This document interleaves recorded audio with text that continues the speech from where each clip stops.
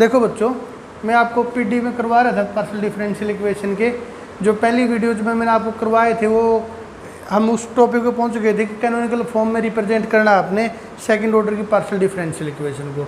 लेकिन canonical form में represent करने के लिए पहले इसकी क्लासिफिकेशन करने की कौन सी है, हाइपरबोलिक है, पैराबोलिक है या एलिप्टिक है। हाइपरबोलिक जो इक्वेशन होती है उसमें दो कैरेक्टरिस्टिक करवाई थी, उसका मैंने काम आपको करवा दिया था। अब ये पैराबोलिक है, यानी कि पैराबोलिक हो तब कैसे रिप्रेजेंट किया जाएगा और क्या इसमें डिफरेंस आएगा, आपने समझने की कोशिश करनी है, ये मैं आपको समझाता हूँ। सबसे पहले तो आपने कैरेक्टरिस्टिक इक्वेशन निकालनी है।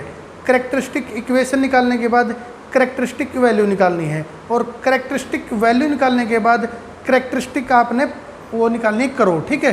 तो मैं काम आपको बताता हूँ। सबसे पहले आपने कंपैरिजन करते हैं। कैपिटल आर, कैपिटल क्या होता है, जो double derivative with respect to x के साथ जो भी मल्टीप्लाई में 1 है तो 1।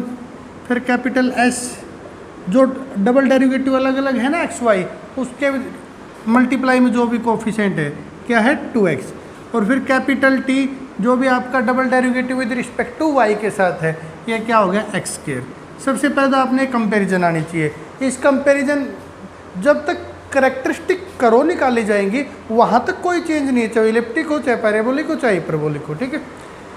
तो इसके बाद क्या निकालनी है इसके बाद निकालनी है आपने कैरेक्टरिस्टिक इक्वेशन। कैरेक्टरिस्टिक इक्वेशन बनने का क्या तरीका होता है, R lambda square plus S lambda plus T is equal to 0। ये कैरेक्टरिस्टिक इक्वेशन है, बस आर एस टी की वैल्यू पुट करनी है। तो कैपिटल आर की वैल्यू क्या है 1। लैम्डा अननोन है भाई, लैम्डा एक्स में भी मान सकते हो, लेकिन आपकी जो बुक है अपने यहाँ लोकल में लैम्डा ज़्यादा यूज़ करते हैं, बट कोई हार्ड एंड फास्ट रूल नहीं कि एक्स में ही होगा। कई बार जो बच्चे मैथ के इंटरेस्टेड बच्चे हैं और मैथ का कोई हायर लेवल का पेपर देंगे, देखोगे कई बार यहाँ पे अल्फा यूज़ होता है, कई बार एक्स यूज़ होता है, वाई भी बहुत जगह यूज़ होता है, लैम्डा भी यूज़ होता है। लेकिन आपकी बुक में आपको मैक्सिमम लैम्डा मिलेगा, तो इसलिए लिख रहा हूँ क्योंकि लैम्डा से हमें कोई फर्क पड़ना नहीं। इसकी तो वैल्यू निकालेंगे हम, तो वो चाहिए ना, इसको एक्स मान लो, वाई मान लो, लैम्डा मान लो, इससे क्या फ़र्क पड़ेगा। तो वैल्यू पुट कर दो, आर की जगह 1, एस की जगह क्या 2x लैम्डा और टी क्या है एक्स के इज इक्वल टू। बच्चों ध्यान से सुनना, अब लैम्डा की वैल्यू निकालनी है। एक्स तो कांस्टेंट की तरह है, कदे एक्स की वैल्यू निकाल दो लैम्डा की फॉर्म में। एक्स तो अब हमारे लिए कांस्टेंट की तरह है, अननोन कौन है हमारे लिए, अननोन कौन है बच्चों, लैम्डा। वैल्यू किसकी चाहिए आपको, लैम्डा की चाहिए। कदे कभी इसका एक्स में फैक्टर कर दो, आप एक्स की वैल्यू मत निकाल देना, ठीक है। तो आप इसके फैक्टर करके भी निकाल सकते हो, सीधे फैक्टर हो रहे हैं एक्स प्लस एक्स, या फिर फैक्टर नहीं करते जो 10th क्लास से आप फार्मूला करके आए हो, वो फार्मूला याद करते हो और सीधे रूट निकालने का क्या हुआ -b, ये होता था ना, याद दिला देता हूँ मैं, b square 4ac divide by 2a। Formula सुना होगा ये, मैं आपको याद दिला देता हूँ, ठीक है। अब लिखो क्या होगा, -b माइनस के 2x, okay, plus minus b square, इसका स्क्वायर करोगे तो कितना आएगा 4। फिर बोल रहा हूँ आपके लिए अननोन लैम्डा है, x तो कांस्टेंट की तरह है, और -4ac, a की वैल्यू कितनी है 1 और c की कितनी है x square divide by 2a, a अपना 1 है तो ये आ गया। इसे कैंसिल हो गया बच्चों, ये तो 0 बन गया ना, सीधा कैंसिल हो गया तो 0 बन गया, तो ये और ये सेम है, ठीक है। अब एक अपने माइनस का 2x डिवाइड बाई 2 क्या आ गया माइनस का x, ठीक है। तो -x अपना रूट आ गया। फिर बोल रहा हूँ मैं आपने रूट निकालने, ठीक है। इसके बाद आपने याद होगी कैरेक्टरिस्टिक करो निकालनी है। कैरेक्टरिस्टिक करो निकालने के लिए लैम्डा 1 इक्वल टू 0, और एक बार क्या मानते थे लैम्डा 2, लेकिन अब की बार तो दोनों वैल्यू सेम आ गई ना, दोनों की -x आ गई। मान लो जैसे पहले क्वेश्चन थे, पहले ऐसे थे, यही चेंज थे हमारे, 2 3 आ गया, एक बारी क्या ले लिया 2 ले लिया, और एक बारी क्या ले लिया 3 ले लिया। अब तो वैल्यू ही एक आई है तो उसको एक बार ही लोगे ना, सेम वैल्यू को तो चाहे 1000 बार ले लो, सेम ही इक्वेशन देगा। तो इस सवाल में क्या डिफरेंट आया है पहले की कंपैरिजन जो पिछले लेक्चर में किया था उससे अलग क्या हुआ है, यहाँ पर वैल्यू एक आई है 16 के, सेम वैल्यू आ गई, रूट क्या हो गए सेम हो गए। तो देखो बच्चों आपने वैल्यू निकाल ली, फिर बोल रहा हूँ ध्यान नोट कर लो क्या चेंज आया है। पहले वैल्यू 2 आती थी डिफरेंट, तो एक बार लैम्डा 1 एक बार लैम्डा 2 ऐसे मानते थे ना, dy/dx प्लस एक बार लैम्डा 1 पुट कर लें, एक बार लैम्डा 2 पुट करें, 2 करो निकल के आती थी। लेकिन अब एक वैल्यू तो एक बार ही मानोगे ना, तो इसकी जगह पुट कर दो -x एक बार, ठीक है, ओके। तो अब एक ही करो निकल के आएगी, 2 तो आ नहीं सकती क्योंकि वैल्यू 2 नहीं आई। इसमें मेन चेंज यही है। इस x को उस साइड ले जाओ, प्लस का x हो जाएगा, dx को मल्टीप्लाई में ले जाओ, वेरिएबल सेपरेट हो गए, एक साइड y वेरिएबल है, एक साइड x है, इंटीग्रेशन कर दो y x square by 2 plus c। अच्छा ठीक, उस साइड जाके प्लस का वो वापस ले आओगे तो फिर माइनस का हो जाएगा। ये वैल्यू आ गई आपकी, ये करो निकल के आई। अब बात देखो, इस करो को लिख लेता हूँ मैं, बाकी सब साफ कर देता हूँ। एक करो निकल के आई है। फिर बोल रहे हूँ बच्चों मेन चेंज क्या आएगा? मेन चेंज यही आया है कि पहले क्या थी, 2 करो निकल के आती थी, अब क्या है 1 करो निकल के आई है। करो ये आई थी अपनी, मैं दोबारा लिख देता हूँ, इसको u मान लेता हूँ, y minus x square by 2, 1 करो आ गई। यहाँ तक कर लोगे। अब क्योंकि 2 वेरिएबल में पीडी थी, अगर उसको आप कैनोनिकल फॉर्म में रिप्रेजेंट करना चाहते हो तो नंबर ऑफ वेरिएबल थोड़ा चेंज कर सकते हो। आपने कितनी करो चाहिए थी? 2, लेकिन आई कितनी है? 1 करो से तो काम चलेगा नहीं। पहले वाले में 2 आ गई तो 1 का u मान लिया, 1 को v मान लिया, चेंज कर दिया, क्वेश्चन पूरे हो गए। लेकिन अब की बार कितने है? 1। यही मेन चेंज है। अब सुनो बच्चों, आपने क्या करेगा, जब कैरेक्टरिस्टिक करो 1 आ जाए, ऐसा कब होगा पहले ही पता होना चाहिए बच्चों को, जब पैराबोलिक इक्वेशन होगी। कब होगा ऐसा? जब पैराबोलिक इक्वेशन होगी। 2 कब आएंगी? जब हाइपरबोलिक होगी। ठीक है, तो अब 1 आ गई। अब बताइए सर दूसरी क्या है? मैं ध्यान से सुनना, मैं कहता हूँ दूसरी आप कोई भी मान लो, बस टर्म एक्स वाई होनी चाहिए। मतलब कोई बच्चा ने कहा सर वी में मान लूँ एक्स स्क्वायर, वी में मान लूँ एक्स प्लस वाई, वी में मान लूँ एक्स क्यूब वाई क्यूब। ठीक है, कोई भी, दोबारा सुन लो। देखो बच्चों, फिर मैं बोल रहा हूँ, अगर आप मैथ में कुछ करना चाहते हो अपनी लाइफ में, और मैथ में ही अपनी लाइफ बनाना चाहते हो, तो मैथ की वीकनेस और स्ट्रॉन्गनेस दोनों आपको पता होना चाहिए कि पावर क्या है मैथ की और वीकनेस क्या। मतलब वीकनेस इन द सेंस आपको हर वे में आनी चाहिए चीज़ें। देखो बात यह है, एक तो नॉलेज के लिए, नॉलेज के का पता होना चाहिए आपने क्यों मानते हैं, कैसे मानते हैं। एक एग्जाम पैटर्न के लिए, एग्जाम के लिए आपने स्मार्ट वर्क भी आना चाहिए। हाँ भाई मैं यही मान के आऊँगा और ऐसे सोल्व करूँगा। तो मैं अब आपको ये बताऊँगा क्या मान सकते हो, और फिर ये भी बताऊँगा एग्जाम से पर्पज से आपने क्या मानना है और किससे आसान होगा, क्या क्या चेंज आएंगे। ठीक है, ये यू है, एक वी लेके आना है। वी आप जितने वेरिएबल का ये फंक्शन एक्स वाई का कोई भी फंक्शन मान सकते हो। आप क्या बोल रहे हो? मैं कोई भी फंक्शन, बस एक कंडीशन है u और v li होने चाहिए। बस एक कंडीशन है u और v क्या होने चाहिए? li। अब ध्यान से सुनना, li। अब बच्चा पूछेगा सर li कैसे चेक करेंगे? जो को भी निकालना सिखा रखा मैंने, जो को भी निकाल लो u v का with respect to x y. अगर ये नॉन जीरो आ गया तो li, और अगर ये जीरो आ गया तो ld। मतलब ये जो को भी जीरो नहीं आना चाहिए। अब आपसे कोई नॉलेज में पूछे भाई u तो ये आ गया, v किसको मानूं, तो आपने ऐसा जवाब देना आना चाहिए सामने वाले को पता लग जाए कि भाई इसको मैथ रियलिटी में आता है मैथ। आप क्या जवाब दोगे? आप जवाब दोगे सर v को आप एक्स वाई का कोई भी फंक्शन मान लो, बस वो u के साथ li होना चाहिए। सामने वाला पूछेगा li का कैसे पता चलेगा? भाई जो को भी निकाल के देख लेना, और सामने वाला ऐसा फंक्शन दे दे बहुत बड़ा जिसका जो को भी निकालना आपके लिए पॉसिबल ना हो, तो आप उसको जो को भी थोड़ा निकाल के दिखाओगे। आप बोलोगे भाई जो को भी निकाल लो, अगर जीरो आ गया तो ld और जीरो नहीं आया तो li। ठीक है, फिर एक बार दोबारा समझा रहा हूँ, समझ लो। u ये आ गया क्योंकि एक ही करो आई है, हमें एक करो और चाहिए, तो v अपनी मर्जी से मानना है। नॉलेज के लिए आपको पता होना चाहिए v एक्स वाई का कोई भी फंक्शन माना जा सकता है जो क्या हो u के साथ li। और li का कैसे पता चलेगा? इनका जो को भी निकाल दो, वो क्या आना चाहिए? जीरो। जीरो नहीं आना चाहिए क्योंकि जीरो आ गया तो ld और नॉन जीरो आ गया तो li। मतलब कुछ भी आ जाए, बस जीरो नहीं आना चाहिए। ठीक है, अब बच्चे के सर ठीक है हमें नॉलेज आ गई, समझ में आ गया, लेकिन एग्जाम पर्पज से, अच्छा बच्चों के माइंड में एक और क्वेश्चन आएगा और आना भी चाहिए यहाँ पर। अब कोई भी मान सकते हैं तो इसका मतलब आंसर भी बहुत सारे आएंगे। ये तो है आएगा नहीं भाई कुछ भी मान लो सेम आंसर आएगा, सेम आंसर नहीं आएगा। आंसर ये मानोगे तो कुछ और आंसर आएगा, ये मानोगे तो कुछ और आंसर आएगा, ये मानोगे तो कुछ और आंसर आएगा। सेम आंसर नहीं आएंगे, लेकिन जितने आंसर आएंगे वो सभी ठीक होंगे। ये जरूरी तो नहीं भाई सेम आंसर आए तभी ठीक होंगे, आंसर डिफरेंट हो तो भी ठीक हो सकते हैं। ठीक बात है ना, सेम आंसर नहीं आएंगे। देखो आंसर का क्या मतलब है? एक ऐसी इक्वेशन जो अपनी गिवन पार्शियल डिफरेंशियल इक्वेशन को सेटिस्फाई करती हो, तो जरूरी थोड़े दुनिया में उसको एक ही इक्वेशन सेटिस्फाई करेगी, पता नहीं कितनी इक्वेशन सेटिस्फाई करती होंगी। तो सेम तो नहीं आएंगे, बट जितने भी आएंगे सारे ठीक होंगे और आपका कोई भी आंसर आ सकता है। ठीक है, अब बच्चे कहेंगे सर चलो ठीक है, हम अच्छे समझ में आ गया, हम कोई भी फंक्शन मान सकते हैं, जो कोई भी चेक कर लेंगे, ठीक है। अब आप कोई शॉर्ट ट्रिक बताओ या कोई इजी पर्पज़ बताओ। सुनो बच्चों, अब मैं जो पर्पज़ बताऊंगा, क्योंकि देखो बुक में आंसर मिलना कोई ज़रूरी नहीं है। क्यों ज़रूरी नहीं है? क्योंकि बुक में कोई एक ही फंक्शन, अब ये वी की चॉइस इतनी है, कोई एक ही मान के तो आंसर दे रखा होगा। अब वही मान लिया आपने बाई चांस तो आंसर मैच हो जाएगा, और आपने वो नहीं माना तो आंसर मैच नहीं होगा। अब मैं आपको एक ऐसा तरीका बताऊंगा जिसमें बुक वाला मैक्सिमम वही मानता है, आपका आंसर भी 99% मैच हो जाएगा और सवाल भी सबसे इजी फॉर्मेट से होगा।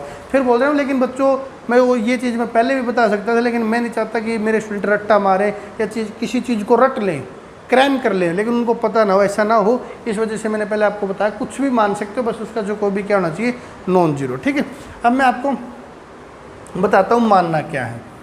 वही बुक में भी मानना मिलेगा, मैक्सिमम केस में 99% वही मिलेगा। वी मानना है आपने, सुनो वी क्या मानना है, जो यू आ गया है ना, और वो जो मैं बताऊंगा ना, वो एल आई भी कन्फर्म होगा, 100% एल आई होगा। आप चेक करके जरूर दिखा देना इसको एक बारी कि ये नॉन जीरो आया है, लेकिन मैं गारंटी देता हूँ जो मैं बताऊंगा जिस तरीके से, अगर उसी तरीके से आप मान लोगे तो 101% आपका एल आई होगा। सुनो, या दो पार्ट आए हैं, एक एक्स एक वाई, कोई भी एक पार्ट उठा के मान लो। आप v को y मान लो, अकेला y, या फिर v को अकेला x²/2, कोई भी माइनस का निशान उठाना चाहो तो शायद तो माइनस का निशान उठा सकते हो। इनमें तो कोई भी एक पार्ट उठा लो, पक्का एल आई होगा। मैं चेक करके दिखाऊंगा आपको, एल आई होगा। ठीक है, और एक बेनिफिट ये भी होगा, क्वेश्चन आसान रहेगा। ठीक है, तो जितना अब इसको मानोगे थोड़ा ज़्यादा क्रिटिकल बनेगा, इसको मानोगे तो और आसान होगा। तो मैं अकेला y मान लेता हूँ, ये मान लिया।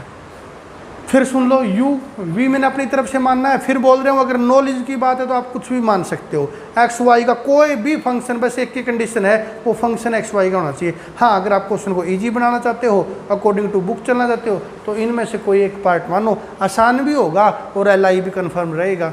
तो मैंने अकेला वाई मान लिया। अब मैं आपकी सेटिस्फिकेशन के लिए चेक करके दिखाता हूँ ये कि एल आई है ये। ठीक है, जो को भी कैसे निकालते हैं, जैसे एक्स है तो u का पहले विद रिस्पेक्ट टू x, फिर u का विद रिस्पेक्ट टू y, यही होता ना। u का विद रिस्पेक्ट टू x करोगे, इसका विद रिस्पेक्ट टू x करोगे तो आएगा माइनस का x, करके देख लेना, ये तो जीरो हो जाएगा, 2 आ गया, 2 से 2 कैंसिल हो गया। अब u का विद रिस्पेक्ट टू y करोगे तो 1 आ गया, ठीक बात है। अब ये देखो इसका with respect to x 0, v में तो x है ही नहीं, और v का with respect to y 1। Determinant निकाल दो इसका, माइनस एक्स। आपको कोई मतलब नहीं, ये माइनस एक्स आया, ये 2x आया, ये y आया, साइन आया, कोस आया, जो मर्जी आना आ जाए, बस जीरो नहीं आना चाहिए। आइडेंटिकल जीरो, यानी कि सर इसकी जगह जीरो पुट करेंगे तो जीरो हो जाएगा, ऐसे जीरो नहीं, जीरो ही होना चाहिए टोटली। तो जीरो नहीं आया तो ठीक है, बस इसको आपने पेपर में एक बार सेटिस्फाई करके दिखाना है भाई, हमने गलत नहीं मानना है। गलत नहीं मानना इन द सेंस कि जो को भी क्या है, नॉन जीरो है। इस वजह से क्यों मानते मैंने पहले बता दिया, ये एल आई होना चाहिए, और एल आई की ये कंडीशन है कि इसका जो को भी क्या होना चाहिए, नॉन जीरो। ठीक है, तो ये आपकी कंडीशन। ठीक है, तो जो आपको ये भी लग रहा होगा कि सर अगर नॉन जीरो जो को भी आ गया तो पक्के एल आई होंगे। हाँ, आपके लेवल पर कन्फर्म होंगे, क्योंकि ये रिजल्ट इफ एंड ओनली का होता है किसी भी डिफरेंशियल इक्वेशन के सॉल्यूशन में। अगर होमोजेनियस डिफरेंशियल इक्वेशन के सॉल्यूशन है, मतलब इस टाइप के डिफरेंशियल इक्वेशन के सॉल्यूशन है, तो फिर अगर जो को भी नॉन जीरो तो पक्का एल आई होंगे, और एल आई है तो नॉन जीरो होगा। ये इफ एंड ओनली का होता है इस केस में। इफ एंड ओनली का नहीं होता आर्बिट्रेरी फंक्शन में, वो अलग बात है, लेकिन उतना लेवल का आपको आएगा नहीं। फिर बोल रहे हो ये जो को भी निकाल के दिखाना, और ये कहना चाहिए नॉन जीरो। इससे क्या कन्फर्म हो जाता है, एल आई है। लेकिन रट्टा नहीं मानना कि यो ही मानना, आप कुछ और भी मान सकते थे, बट ये मानने को तो आसान होगा। और क्योंकि बुक वाला भी सबसे आसान ही मानता है, तो आंसर मैच करने के चांस भी 99% है। हाँ, आंसर मैच ना भी हो, अगर आपने ठीक मान रखा है तो कोई ज़रूरी नहीं, क्योंकि जहाँ पर चॉइस बहुत ज़्यादा होगी वहाँ पर आंसर की चॉइस भी बहुत ज़्यादा होगी। अब आपने बाकी काम तो सेम एज इट इज़ करना है। मैं आपको करके दिखाता हूँ क्या करना है। आपने ये वी ये यू याद रखना, आपने निकालना है इसकी इनकी वैल्यू डेरिवेटिव, कर ली जेड बाई कर ली एक्स, तो क्या होगा, जेड का विद रिस्पेक्ट टू कैसे करते हैं, मैंने उस दिन समझाया था, ये पिछली वीडियो देख लेना, कन्फ्यूजन हो तो। यू वी का फंक्शन हो चुका है, ये किसका है, एक्स वाई का, और ये भी किसका है, एक्स वाई का। आपने जेड का किसके विद रिस्पेक्ट टू करना है, एक्स के, यानी कि इस जेड से एक्स पे पहुंचना है। लेकिन जेड से एक्स दो जगह है कि यहाँ भी है, तो यहाँ पहुँचने का रास्ता क्या है, जेड से यू और यू से एक्स। तो इसी प्रकार से जेड का with respect to you Z से यू पे पहुंच गए और यू का with respect to x, plus का निशान, क्योंकि जितने रास्ते हैं उतनी बार प्लस करेंगे। अभी यहाँ क्या होगा, जेड का विद रिस्पेक्ट टू वी और वी का विद रिस्पेक्ट टू एक्स, ये हो गया। ठीक है बच्चों, ये ट्री जो मैंने पिछली वीडियो में भी समझाया था, अच्छे से आपको याद रखना ताकि डेरिवेटिव में आप कोई भी मिस्टेक ना करो। कर ली जेड बाई कर ली यू, ये पार्शियल डेरिवेटिव यू का with respect to x, with respect to x क्या आएगा, माइनस एक्स, तो माइनस एक्स पुट कर दिया। ठीक है, ओके। अब ये क्या होगा, v और v का विद रिस्पेक्ट टू x, इसमें x है बच्चों, नहीं है ना इसमें x, तो ये क्या हो जाएगा 0, या पुट कर दो सीधा 0, है ही नहीं x 0, तो 0 हो गया तो मल्टीप्लाई हो गया 0, ये बन गया आपका। अब इसका क्या करना है, डबल डेरिवेटिव करना है। डबल डेरिवेटिव मतलब डबल डेरिवेटिव की रिक्वायरमेंट है ना बच्चों, इन सब की वैल्यू चाहिए आप लोगों को, इन सब की वैल्यू निकाल के पुट करनी है यू वी की टर्म में। अब डेरिवेटिव कोई भी आपको एक्स वाई की टर्म में नजर नहीं आना चाहिए। ठीक है, एक बारी और करता हूँ विद रिस्पेक्ट टू एक्स। ठीक है, अब सुनना बच्चों, ये कांस्टेंट नहीं, अब की बार ये वेरिएबल है, विद रिस्पेक्ट टू एक्स कर रहे हो आप, तो विद रिस्पेक्ट टू एक्स करोगे तो क्या होगा, इसका -1 हो जाएगा, -1 हो जाएगा, और ये एज इट इज। दो फंक्शन का डेरिवेटिव तो करना आता होगा, एक बार वो डेरिवेटिव, उसका डेरिवेटिव, वो दूसरे वाला एज इट इज, एक बार पहले वाले का डेरिवेटिव फिर दूसरा है, मतलब एक बार वो एज इट इज, एक बार वो एज इट इज। तो एक्स का मैंने -1 कर दिया, ये एज इट इज हो गया, -x एज इट इज। अब इसका z का कोई भी फंक्शन हो बच्चों इस ट्री में वैलिड होगा। अब z की जगह बेसिक ये मान लो आप, सेम ट्रीटमेंट होगी। फिर बोल रहे हूँ आपकी बुक वाला ऑपरेटर वगैरह की सिस्टम में अलग से निकाल के रख लेता है, लेकिन उसमें आप किसी ना किसी क्वेश्चन में पक्का मिस्टेक कर दोगे, लेकिन इस तरीके से करोगे तो आप कहीं मिस्टेक नहीं करोगे। थोड़ा लेंथी हो सकता है, एक लाइन ज़्यादा लग सकती है, बट मिस्टेक नहीं करोगे। जेड का कोई भी डेरिवेटिव, जेड का कोई भी फंक्शन हो, यह माना जाएगा। तो इसमें एक्स कितनी जगह है, 2 जगह है, तो एक बारी यू वाले रास्ते से और एक बारी वी वाले रास्ते से। इसका विद रिस्पेक्ट टू यू करेंगे, यू के विद रिस्पेक्ट टू तो पहले ही है, एक बार और करोगे तो क्या हो जाएगा, double derivative with respect to u, ये हो गया। और फिर यू का with respect to x plus, अब इसका विद रिस्पेक्ट टू क्या करोगे, वी, पहले किसके विद रिस्पेक्ट टू यू, अब वी की और हो जाएगा, ये हो गया डबल डेरिवेटिव वी यू, और फिर v का विद रिस्पेक्ट टू x। देखो अब इनकी वैल्यू पुट कर दो, इसकी वैल्यू क्या हो जाएगी, 0 हो जाएगी। तो देखो इसकी वैल्यू, तो फिर v का विद रिस्पेक्ट टू x करोगे, x है नहीं तो 0, मैं साफ ही कर देता हूँ इसको। तो ठीक है, इसकी वैल्यू क्या होगी, इसका विद रिस्पेक्ट टू x करोगे -x, या -x पुट कर दूँ, और माइनस माइनस क्या हो जाएगी, प्लस के x², ये आ गई वैल्यू। भाई हमने इसकी वैल्यू चाहिए थी, इसकी वैल्यू चाहिए थी ना, तो मैं इस ट्री का अब समझ गए होगे, इस ट्री का यूज़ नहीं करता, क्योंकि वैल्यू हमने ज़्यादा लिखनी पड़ेंगी, तो मैं केवल वो वैल्यू लिख लेता हूँ जिसकी वैल्यू चाहिए। इसकी वैल्यू मैं यहाँ लिख देता हूँ, ये आई है, डबल डेरिवेटिव हो गया था, सॉरी, एक्स का with respect to double derivative, तो जेड का with respect to double derivative x हो गया, और ये हो गया हमारा माइनस का कर ली जेड कर ली यू, माइनस प्लस x², और ये आपका हो गया डबल डेरिवेटिव यू के विद रिस्पेक्ट टू, ये पहले वाले की वैल्यू आ गई। ठीक है, अब किसकी वैल्यू चाहिए आपने, इसकी चाहिए, यानी कि x के विद रिस्पेक्ट टू तो है, y के विद रिस्पेक्ट, इससे कोई फर्क नहीं पड़ता। मैंने पिछली वीडियो में बताया था, पहले x के विद रिस्पेक्ट टू करो या पहले y के विद रिस्पेक्ट टू, तो ये x के विद रिस्पेक्ट टू है, इसका y के विद रिस्पेक्ट टू कर देता हूँ ताकि 2 वैल्यू निकल आए। ठीक है, इसका करोगे विद रिस्पेक्ट टू y, तो x के विद रिस्पेक्ट टू तो है, y के विद रिस्पेक्ट टू और हो गया। फिर बोल रहा हूँ या x का पहले करो या y का पहले करो, डेरिवेटिव में ऑर्डरिंग का फर्क नहीं पड़ता ऐसे। ठीक है, अब इसका, अब ये x कांस्टेंट है बच्चों, क्योंकि अब क्या कर रहे हो आप, y के विद रिस्पेक्ट टू कर रहे हो, तो x क्या है, कांस्टेंट, तो -x बार पड़ा रहेगा। अब मत इस पर प्रोडक्ट रूल लगा देना, अब ये कांस्टेंट है तो इसके ऊपर प्रोडक्ट रूल लगेगा। इसका पहले विद रिस्पेक्ट टू u करोगे, वो ट्री वाला मैंने समझा रखा है, समझ में आ गया होगा। पहले u के विद रिस्पेक्ट टू एक बार और u के विद रिस्पेक्ट टू करोगे, और u का विद रिस्पेक्ट टू y, मैं वैल्यू पुट कर देता हूँ डायरेक्ट, क्योंकि साफ करना पड़ेगा। u का विद रिस्पेक्ट टू y क्या होगा, 1, तो मैंने साथ में वैल्यू पुट कर दी। अब इसका विद रिस्पेक्ट टू v करोगे, पहले तो u के विद रिस्पेक्ट टू है, अब v करोगे तो v u हो जाएगा, और v का विद रिस्पेक्ट टू भी y1 है, तो ये एज इट इज, ये पुट कर, ये एज इट इज कर दिया मैंने, डायरेक्ट वैल्यू पुट कर दी यहाँ पे। ठीक है, तो अब इसकी वैल्यू भी आ गई। अब मैं वो साफ कर देता हूँ जो ना चाहिए, इसकी वैल्यू मैंने ऊपर लिख ली, इसकी वैल्यू नीचे लिख दी, ये दोनों चाहिए और नहीं चाहिए हमें। अब क्या निकालना है, अब निकालना है partial derivative double derivative with respect to y. ठीक है, इसको मैं यहाँ लिख देता हूँ बच्चों, क्योंकि वहाँ पर हमें स्पेस सोल्व करना पड़ेगा ना। तो वाई एक्स, एक्स वाई लिख लो, वाई एक्स लिख लो। इसकी वैल्यू आई है -x, और ये बने आपका double derivative with respect to u plus double derivative with respect to vu। ये फिर बोल रहे हैं ऑर्डरिंग का कोई फ़र्क नहीं पड़ता, uv लिख लो चाहे vu लिख लो। ठीक है, अब इसको भी साफ कर देता हूँ। अब एक वैल्यू और चाहिए ना हमें, ये चाहिए या double derivative with respect to y। तो पहले सिंगल करना पड़ेगा, फिर वो ट्री वाला मैंने समझा रखा, आप देख सकते हो पिछली वीडियो भी, और उसमें भी अच्छे समझाया मैंने। इसका विद रिस्पेक्ट टू u, ठीक है, u का with respect to y, v का विद रिस्पेक्ट टू y, मैं साथ में ही वैल्यू पुट कर देता हूँ, प्लस का निशान। इसका with respect to v, v का विद रिस्पेक्ट टू y भी 1 है एज इट इज, दोबारा करो डबल डेरिवेटिव हो जाएगा। अब इसके ऊपर चेन रूल लगेगा, इसका पहले with respect to u, u के विद रिस्पेक्ट टू करो तो डबल डेरिवेटिव हो जाएगा। u का विद रिस्पेक्ट टू, देख ऐसे लिखेंगे ना इनटू में, u का विद रिस्पेक्ट टू y वो 1 है, प्लस इसी का, अभी तक इसी का कर रहा हूँ, इसका विद रिस्पेक्ट टू क्या v, v करोगे तो क्या हो जाएगा v, पहले u के विद रिस्पेक्ट टू है, इसकी वैल्यू 1 कर दो, आपको दिक्कत नहीं। अब दो इस पे लगेंगे, इसका विद रिस्पेक्ट टू u करोगे तो ये पहले किसके विद रिस्पेक्ट टू है v, अब u करोगे तो डबल हो जाएगा।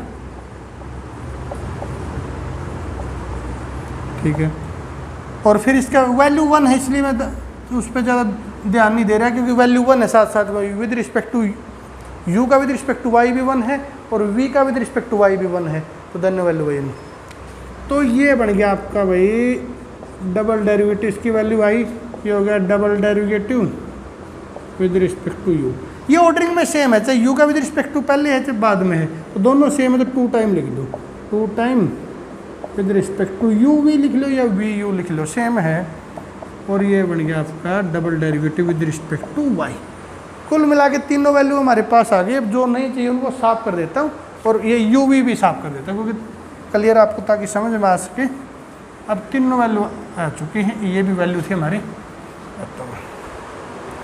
ये वैल्यू थी डबल डेरिवेटिव y x, इनकी वैल्यू थी। अब ये रुको भी वाला चक्कर बैठा देता हूँ, अब इसका काम हो चुका है। ये बन गया भाई बच्चों, अब देखो क्या बन गया। अब इनकी सारी वैल्यू पुट करनी है, इसकी वैल्यू ये पुट कर दो, u with respect to u plus x square with respect to u, ये हो गया। ठीक है, इसके बाद 2x, अब इसकी वैल्यू ये रही, इसकी वैल्यू पुट कर दो, ये पुट करो मल्टीप्लाई हो जाएगा, माइनस एक्स स्क्वायर हो गया, और अंदर जो है उसको पुट कर दो।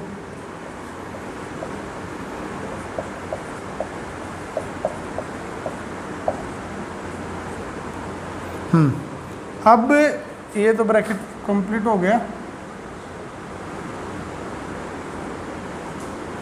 अब किसकी बारी है, एक्स स्क्वायर, वैल्यू इसकी पुट करनी, इसकी वैल्यू ये रही, पुट कर दो ये भी, double derivative with respect to u, और ये बन गया आपका 2 time double derivative uv plus double derivative with respect to y, और इक्वल टू में हो गया 0।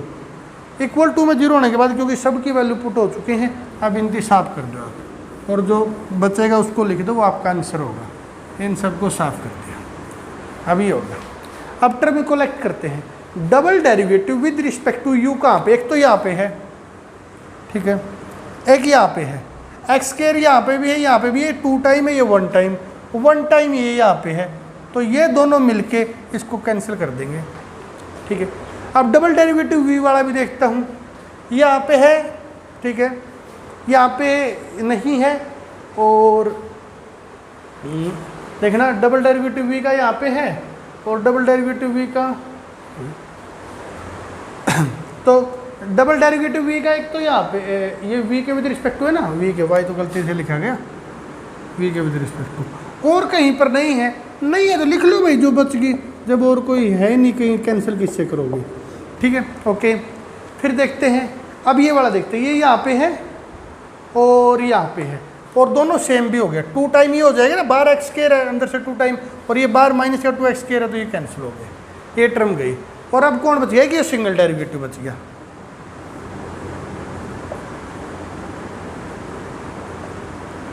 ये आपका 0, ठीक है। तो ये एक्स स्क्वायर भी बचेगा ना उसके साथ, ठीक है। तो x square v z v is equal to u, ये आपका आंसर आ गया, ठीक है बच्चों। तो ये आपका आंसर आ गया, लेकिन आंसर आने पर आपने एक बात विशेष ध्यान रखनी है कि एक्स वाई की टर्म नहीं बचनी चाहिए, यहाँ पर एक्स की टर्म बची हुई है। आपने आंसर यू वी में लेके आना है, अगर एक्स की कोई टर्म बची हुई कैंसिल हो तो कैंसिल कर दो, नहीं हो तो फिर उसी यू वी में टर्म में वैल्यू निकाल लो। जैसे अपना वी क्या मानना था हमने, वाई, और एक्स यू क्या था, वाई, ये था आपका, यही था वाई की।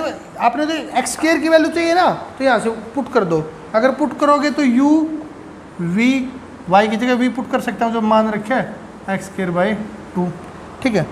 तो ये क्या हो जाएगा u माइनस वी, ठीक है, ये इस साइड लिया u माइनस वी इंटू में 2, ये आ गया माइनस का एक्स स्क्वायर, ये होगा ना बच्चों, ठीक है। माइनस का एक्स स्क्वायर करने के लिए आपने प्लस का कर दो, इस साइड माइनस कॉमन ले दो, v माइनस यू, ये आ गया एक्स स्क्वायर, और इसकी वैल्यू पुट कर दो 2 इंटू में ये। फिर मैं एक बात बोल रहा हूँ बच्चों, ये आंसर आपका बिल्कुल ठीक है, इसको कोई क्लेम नहीं कर सकता किसी भी एंगल से गलत है, लेकिन ये आंसर आपकी बुक में मैच हो ऐसा कोई ज़रूरी नहीं है, और ये कोई ज़रूरी नहीं कि एक ही आंसर आएगा, क्योंकि वी की जो चॉइस है वो अपने पर डिपेंड है, और हम जैसे जैसे चॉइस बदलेंगे तो आंसर चेंज होते जाएंगे। आंसर चेंज हो सकता है बट कोई भी आंसर गलत नहीं होगा, कोई ज़रूरी नहीं आप यही मानो, दूसरी ब्रांच मान के ट्राई कर लेना, दूसरा आंसर आ जाएगा। हो सकता है वो आपकी बुक में मैच हो जाए, ये ना हो, या फिर ये हो सकता है कि ये मैच हो जाए वो ना हो, तो ये नहीं है कि जो मैच होगा वही ठीक है। आंसर सारे ठीक है, लेकिन जो तरीका वो आपको समझ में आ गया होगा। फिर भी कोई प्रॉब्लम तो मैं बता दीजिए, आगे फिर हम फिर सोल्व करते हैं। ओके।